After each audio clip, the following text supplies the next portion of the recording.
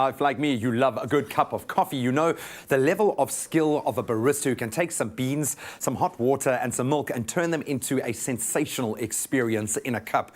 Well, senses are very important for one particular barista who pours cup after perfect cup of coffee in spite of the fact that he is visually impaired. Differently abled indeed.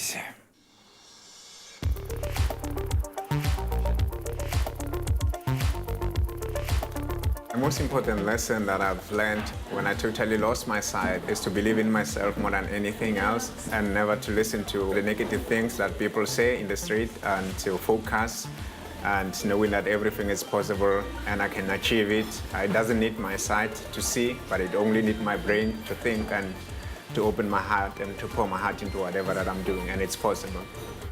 Joseph Matiatau is the first blind barista in the country, and his extraordinary skill is a result of a long journey. He lost his sight in his left eye at the age of 3 and lost his vision in adulthood, but that hasn't stopped him. I totally lost my sight in 2010 at the age of 34.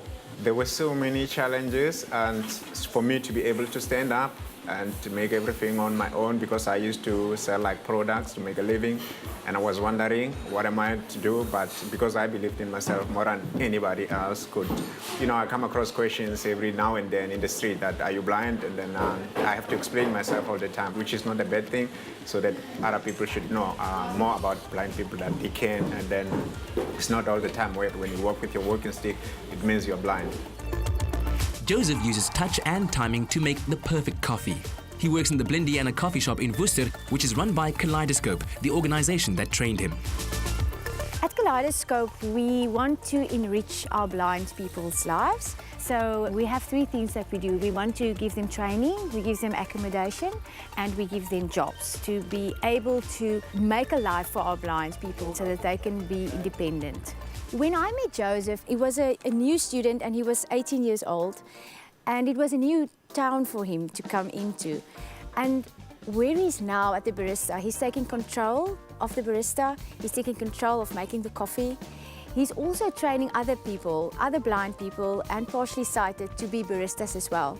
So I think Joseph grew in confidence a lot, and his confidence grew so much that now he is also a public speaker and he's a real ambassador for Kaleidoscope.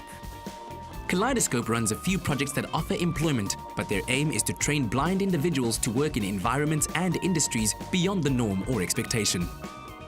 My initial challenges for becoming a barista was to deal with something that I don't see, and for the clients, which has to be perfect all the time. But I knew in my mind that, you know, if I can put it in my mind and in my heart, do it out of my heart, and I can do it perfect as my clients will expect it to be like. The most challenging one was frothing the milk, and it has to be perfect for the cappuccinos. And the other thing was, if I might burn myself, you know, with the hot water, but I have to deal with that in my mind. So that's the reason why I got it right. So I never had any problems then.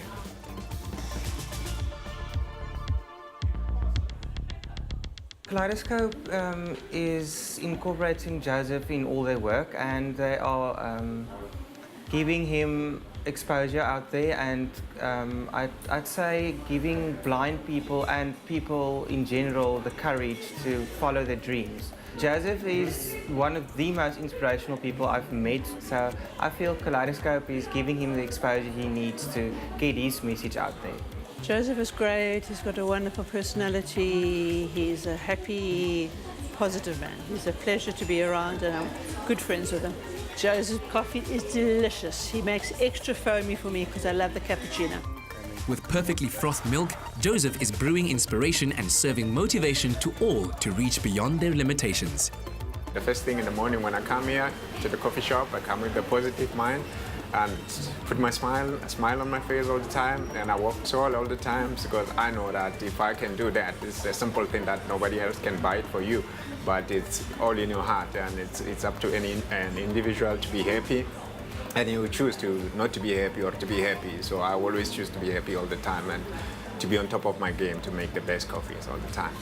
The community of Worcester has been extremely positive and supportive, and Joseph is something of a wonder to the residents and visitors.